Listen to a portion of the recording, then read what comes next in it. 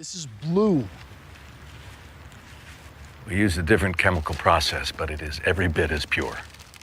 Shows that have a bad guy as the lead character are the ones that take the road not taken. Likewise, shows about drug lords ditch the typical nuances and explore stories where these demons become filthy rich and powerful by turning small pockets of the world around them into a living hell. While The Sopranos was probably the first big thing in this niche, it paved the way for more grounded shows like Narcos. Then we have the likes of Weed, Griselda, and Queen of the South, shows that have a queen pin instead of a kingpin. So in this video, we will explore the 15 must-watch TV series on drug lords before leaving you with a suggestion for an Indian show that's equally amazing and explores how drug lords function in the country. Let's begin, shall we? Before we go into our explanation, we have a very small request. If you like our content, please support us by subscribing to our channel. This is a small click for you, but for us, it means a lot. Thank you. Let's begin.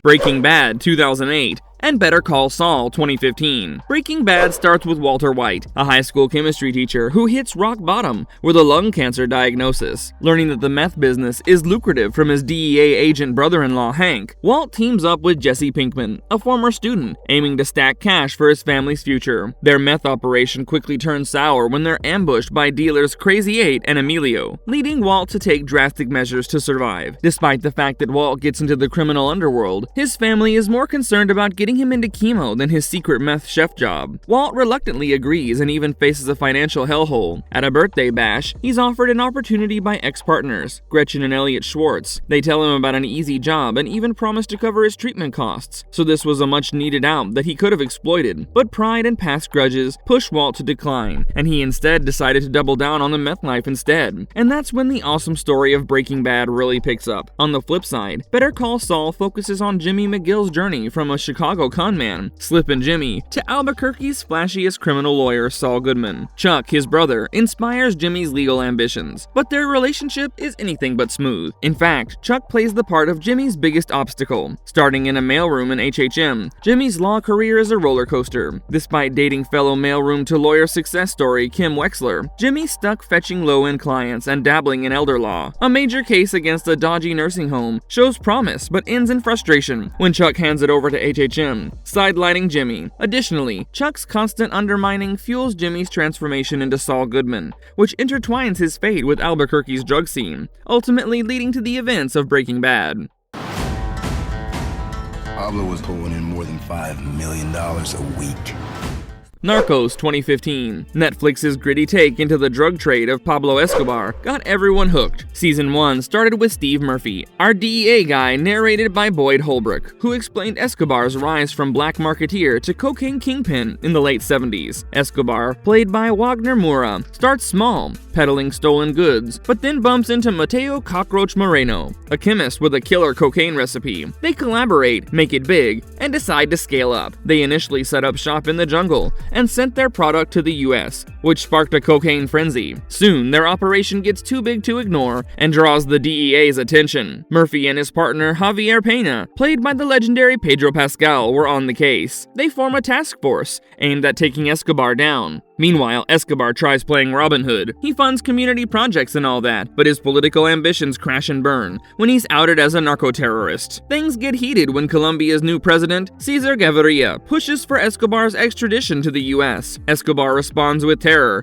but eventually strikes a deal for cushy confinement in La Catedral, his custom-built prison, where he continues to run his empire. That is until he kills his lieutenant, Gerardo Moncada, which then leads to a super dramatic escape during a raid. The second season finds Escobar on the run. The situation gets so grim for him that he has to hide in taxis, etc., but still tries to keep a grip on his crumbling empire. The Cali cartel smells blood and starts plotting his downfall. To execute this, they team up with right-wing militants and seek revenge for Moncada's death. Escobar fights back, but the formation of Los Pepes, a vigilante group backed by Cali, ups the ante. The show gained widespread accolades, for it was laced with tension-filled standoffs and stellar performances. Although it did not really have any sympathetic characters, you couldn't help but immerse yourself into what the show had to offer. We believe your husband's partner was murdered. What? Let's all stop playing this game, shall we? Ozark, 2017. When Marty Bird's money laundering gig for a Mexican cartel goes down, he pitches a plan to set up an even bigger operation in Missouri's Lake of the Ozarks. So he drags his family from suburban Chicago to Osage Beach, Missouri, hoping to clean the cartel's dirty cash. But the Ozarks were more than just lakes and tourists. It was riddled with local crooks, like the Langmores and Snells. And soon, the Kansas City Mafia wants in. In season 1, Marty was caught up in this mess and his partners die. Along with that, there's some marital drama, and they move to Missouri. You'd be surprised to know all of this happens in the first episode. Moving on to season 2, the Birds try to settle in and dig deeper into the community. Meanwhile, the Snells create more issues as Darlene and Jacob's partnership hits the rocks. This season was mostly about expanding the cast, fleshing out the storylines, and setting the stage for what's next. Jason Bateman had double duty as director and lead, but he managed to keep the narrative tight and engaging, especially in the episodes he helms. The best season of the 3 has to be the third one, where Ozark really finds its groove. The stakes are higher, the plot gets much better and complex yet engaging, and the plot twists keep you guessing. The Birds are now knee-deep in a cartel war, with Ruth Langmore stepping up in the family biz and clashing with the Kansas City mob. Ben Davis, Wendy's brother, arrives in town and shakes things up with his unpredictable temper. 6 months in, the Birds seem to have it all under control until the criminal underworld decides it's game time. Then they turn Osage Beach into a war zone. With their backs against the wall, the Birds face some brutal decisions as season 3 ramps up to a fever pitch.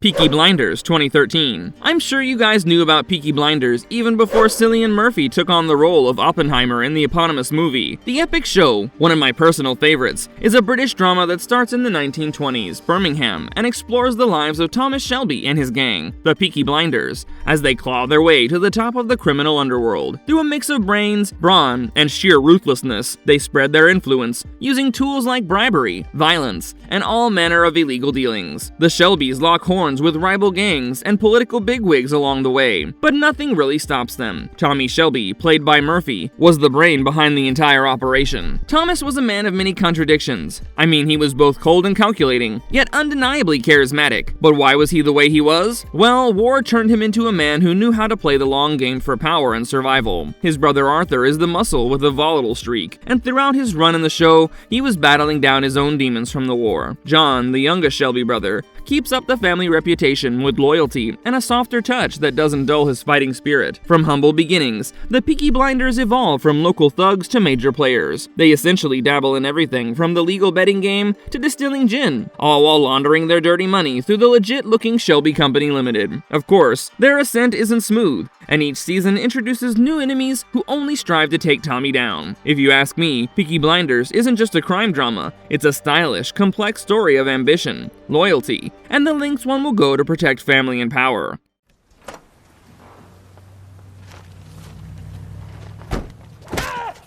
Griselda 2024. Netflix's 6-episode miniseries Griselda follows the life of the drug queenpin Griselda Blanco. Sofia Vergara from Modern Family fame plays Griselda, and it surprises me to see just how versatile Sofia is as an actress. This series follows her climb to the top of Miami's drug world and wraps up with a bang. Griselda's got it all until a party for her hubby, Dario, flips her world upside down thanks to snitch suspicions and a deadly overdose at the worst possible time. Paranoia cranks up, which leads Griselda to make moves that backfire. She tries to dodge her enemies by handing herself over to the cops because she thinks she will be able to find some degree of peace in the prison. It was also supposed to keep her kids safe. However, it doesn't pan out like she plans. Detective June Hawkins uses Griselda's minor son to corner Rivi Ayala, which leaves her kids in the lurch. Rivi messes up his own credibility with a serious scandal, which in turn saves Griselda from a lifetime behind bars. She's slapped with a 7-year sentence instead. Griselda had plans for a family reunion post-prison, but she learned that only her youngest son Michael survived. The show closes with her back in Medellin, only to meet her end in 2012. Griselda shines because Vergara nails the complex nuances of a female boss in a man's world, and successfully sacrifices the glam for the grit. The series, from the minds behind Narcos Mexico, doesn't shy from the violence or tough choices Griselda faces. I mean, she often trades motherhood for power. However, it could have dived deeper into her balancing act with family life, but it scores with Alberto Guerra as Dario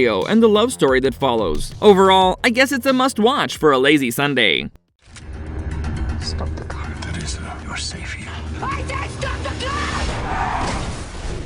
Queen of the South, 2016. Queen of the South revolves around Teresa Mendoza. She was just a regular woman from the rough streets of Culiacan, Sinaloa, who catapulted from her humble beginnings into the world of drug trafficking. Although she became a part of this high-stakes work out of love, but it was her sharp mind and resilience that kept her there. After her boyfriend dies, Teresa found herself on the run. She darted across the border to escape the boss who wanted her gone. Eventually, she arrives in the US, where she thrives by sort of transforming the whole drug scene. Hooking up with her late beau's enemies wasn't the plan, but Teresa had a knack for this world. She starts pulling the strings and launched her own empire that solely focused on distribution, but was being done in her style. Naturally, success comes knocking, but along came trouble. As is the case with all bad guys, she did not control her own success in ways, which eventually drew the eyes and attention of the law. I guess Queen of the South is best described as a quote from a reviewer, which goes like, "Queen of the South enlivens an overdone premise with an action and narrative vigor, and shows hints of intriguing potential." Rodriguez or Whaler brothers were the biggest criminals in the world.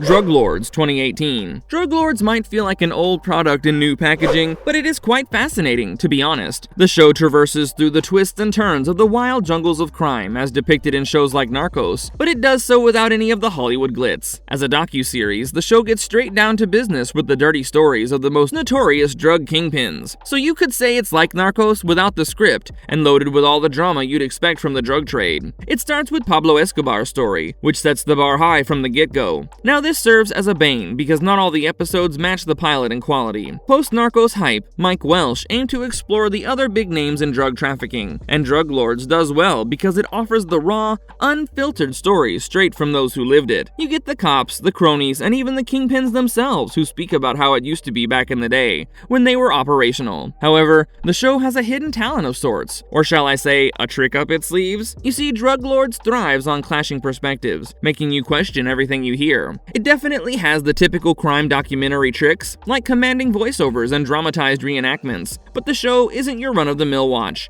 so if you're a fan of shows like Narcos, definitely give this one a go. You know what? I'm rewriting the rules. You do not have my money. Where is it? Where's my money? Snowfall 2017. Snowfall is another awesome show that takes you through the streets of the 1980s Los Angeles, smack in the middle of the crack epidemic and all the chaos that followed because of it. While most shows want to build up a little backstory, or they want to set a stage for what to expect, Snowfall does both, and dives headfirst into the eye of the storm. It follows a young, ambitious drug dealer named Franklin Saint. He was a 20-year-old who was trying to stay afloat in the treacherous waters of the drug trade. Alongside him, there's characters like Gustavo Zapata, or El Oso, a Mexican luchador, Teddy McDonald, a CIA operative with his own agenda, and Lucia, who was connected to Mexican crime lords. Their worlds collide in a city that's practically a character itself. I mean, you get everything in LA, from the glitzy to the grimy, and everything in between and beyond. Directors Adil El Arbi and Bilal Fallah channel their inner Paul Thomas Anderson through scenes of excess. It's not just about the shock value though. The focus continues to stay on showing why Franklin gets sucked into this world. Launched by FX in 2017, Snowfall evolves from a broad look into its first season to a tight focus on Franklin's rise in the drug game, reminiscent of Narcos. Over 6 seasons and 60 episodes, it carves its niche and has even teased potential spin-offs. The show can be compared to The Heavyweights, and I especially applaud its rich portrayal of 83 LA and its characters. The emotional depth and stellar performances are also something that further elevates the story's feel and vibe. A solid recommendation from my end, but yeah, I'm not entirely sure how you'd respond to a CIA agent's involvement in the crack epidemic. Let me know in the comments. You still haven't told me how you made this happen. Power 2014. Power starts with James Ghost St. Patrick, juggling life as a nightclub owner and a major player in the drug trade. He reminds me of Tony Soprano, but of course, with more swagger and set against the East Coast, rather glitzy environment. Ghost's world is complicated by his crew, which includes his ride-or-die business partner, Tommy Egan, and his wife, Tasha. But there's also an old flame, Angela Valdez, who's now a state prosecutor. So you know for sure that things are gonna be complicated. From the beginning itself, we learn exactly how Ghost and Tommy's friendship friendship turned empire has evolved to gigantic levels. Then there's Angela's exit and comeback, and the family drama that happens because of that. The show doesn't waste time on backstory. It's more about showing us the hustle and the tangle of Ghost's two worlds colliding. Additionally, the show has 50 Cent's fingerprints all over the place. Luck's life, tough choices, and all the shenanigans that come with climbing out of the streets to the top, legally or not. Needless to say, Ghost's nightclub is in fact a front for laundering drug money, and all the glam that surrounds the nightclub is just a facade. Now this creates a dilemma as it pushes further into the life he's both embracing and trying to escape. The show tries to keep it real with the crime stuff, robberies, the no-nonsense business of drug dealing, but sometimes it feels like we're watching Ghost school Tommy on not messing up, without much room for the feels or deeper conflict. You come anywhere near my children, I'll kill you myself. Weeds. In Weeds, suburbia meets the underbelly of the drug world, and this setting is only enhanced by the addition of some beautifully cracked dark humor. The show revolves around Nancy Botwin, a widow in the posh suburbs of Agrestic, California. After her husband Judah drops dead from a heart attack, she finds herself with 2 kids to feed and a lifestyle to maintain. Nancy does what any respectable and resourceful mom would, starts slinging weed to her well-off neighbors. Her supplier is Halia James, a major player in LA's West Adams district. Business booms until Nancy's clientele gets wooed by a medical marijuana store. No sweat for Nancy though. She starts making pot brownies and turns stale sales into hotcakes. Literally. And to keep things looking legit, she opens a bakery front, with a little help from her accountant and city councilman Doug Wilson, plus legal eagle Dean Hodes, who was the husband of her friend named Celia. Speaking of Celia, she's quite the high-strung PTA president, who's battling her own domestic issues. Celia has a rebellious daughter, a cheating husband, and another daughter who's going through a major identity crisis. Nancy's household is yet another can of worms. Her sons, Silas and Shane, are dealing in their own ways with their dad's death. Silas' love is complicated, and Shane's known as Strange Botwin at school for his, well, strange behavior. Amidst all this, as Nancy looks to expand her empire to Valley State College, she has to contend with a rival dealer, which somehow ends in her stash getting seized by a campus cop. Then there's Peter Scottson, a single dad and Nancy's new love interest, who turns out to be a DEA agent. That's gotta complicate things. So yeah, the show is a pretty unique take on the typical drug trade. Filled with dark comedy, Nancy's journey from widow to weed queenpin is anything but dull, I assure you. It's a fun little ride. You follow drugs, you get drug addicts and drug dealers. Hands up, get down. The Wire 2002. The Wire is set in Baltimore, Maryland, and once again, it goes beyond the typical crime drama spiel. The show peels back the layers of the city, one season at a time, tackling the drug game, the docks, the city hall, the schools, and even the newspapers. Because of its attention to detail and craftsmanship, the show feels like a tour of the city's veins when it depicts how each part pulses with its own set of problems, and how those problems bleed into the streets. And you know what? No matter which city you live in, you'll be able to relate to what the show has to offer. Creator David Simon knows Baltimore like the back of his hand, and it shows. He successfully weaves an intricate tapestry of stories that feel real. As for the cast, we have Idris Elba in the first season as a drug kingpin, and then there's a mix of fresh faces and actual Baltimore folks. Despite its genius, The Wire was kind of the underdog on TV, but as time went on, people woke up to how awesome it was. Today, The Wire is considered to be one of the best crime shows on HBO.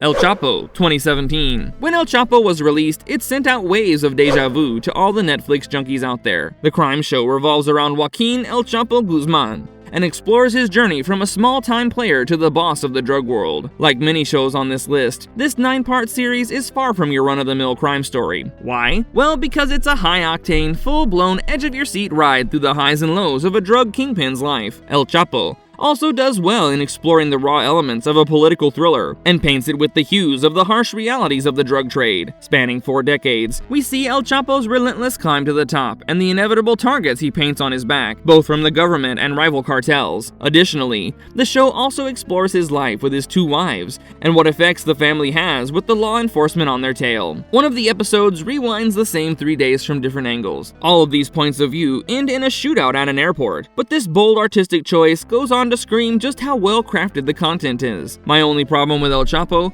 is possibly that the series finale opts for a more reflective tone. It traces back to El Chapo's roots in an attempt to round out his character. While it sets the stage for season 2, it's a bit of a gear shift from the series' otherwise intense pace. To sum it up, while El Chapo might additionally seem like it's walking in Narcos' footsteps, it quickly carves out its own path with more focus on the political chess game behind the scenes. It's a solid watch through and through, promising even more twists and turns in the seasons to come.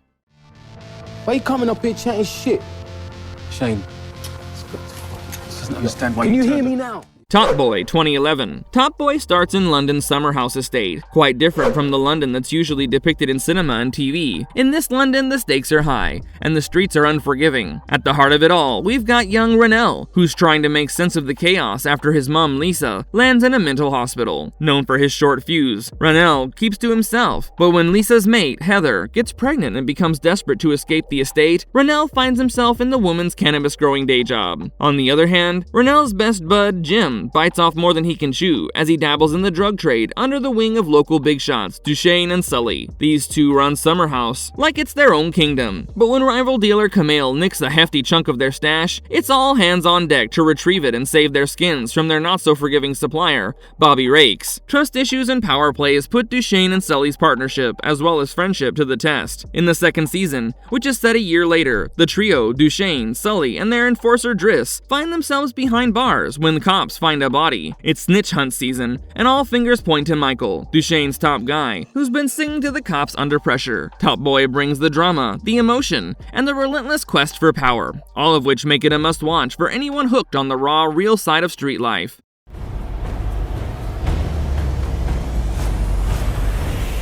Gamora 2014. Moving out of the native English-speaking countries, we move to Naples in Gamora. The show starts with the Savastano family boss, Pietro, getting locked up. This shakes things up and opens a door for Ciro, a savvy and respected enforcer in the family, who has forever been after the top spot. He cozies up to Pietro's son, Jenny, a clueless newbie who has become the de facto leader of the family after his father's arrest. Jenny's mom, Ima, knew that Ciro had a real fight on his hands with all the family drama, and implored her kid to tread with caution. What we've got here is a full-blown mafia family with all the drama. Ciro and Ima are headstrong, playing mind games and family politics with people's lives, while Jenny starts off soft but gets a crash course in brutality and shapes up to be a wild card leader. His rise brings a mix of raw youth and reckless moves that spice things up, but also risk the family's legacy. Ciro wrongly believes that he's got the game figured out since he sort of controls the old guard, but his blind ambition to be the boss makes him overlook one tiny detail. He's not a blood Savastano. The tug of war with Ima and the evolution of Jenny from a pampered kid to a hardened leader is where the juice is. Comparisons with The Sopranos are inevitable. Yeah, both explore the mafia life, but Gamora takes a darker, more serious path. No comic relief here. It's a simple story about survival in the cutthroat mafia world. Ciro, our main guy, might have some anti-hero vibes, making you root for him in his power-hungry schemes, but don't expect a redemption arc. Hey, baby brother. You still betting? Winning. Come on. The Deuce 2017. The Deuce essentially explores Times Square's transformation from the grimy 1970s to the neon-lit 80s. David Simon and George Pelecanos show how the sex trade and capitalism evolve side by side. By the time we reach season 3, we're thrown into the VHS era, more specifically 1984, and the game has changed. Now it's kind of like the early days of MTV meta-porno stash. Things like fast cuts of sex, skyscrapers, and street hustle all become part of one grainy, nostalgic mixtape. Candy Merrill, played by Maggie Gyllenhaal, has come a long way from the streets where she worked as a hooker. Now she's behind the camera, making waves in the porn industry with her mentor Harvey. They geek out over VHS tech, seeing dollar signs in the shift from theater sleaze to living room ease. But the format is not everything. As they arrive at an electronics show, they realize that folks want the raw, homemade feel of VHS. Now, this leads to the birth of a whole new world of porn. Less polished, but more personal. The show doesn't shy away from the dark corners of its world, but it's not all gloom and doom. There's a kind of gritty glamour, a tribute to the hustle, and the dreamers caught up in it. As season 3 wraps up, we're left reflecting on progress, on the victories, however small, in the relentless grind of the Deuce. Eileen, now a seasoned director, is chasing her cinematic dream. So these were the 15 must-watch TV series on drug lords. Do you know any other foreign language shows that would make this list? If we get enough suggestions, we might make a video on that too. And if you liked our content, don't forget to leave a like and subscribe to us if you haven't already. Have a good one and be safe. Thanks, everyone. You've got the greatest meth cook in America. No, the two greatest meth cooks in America right here.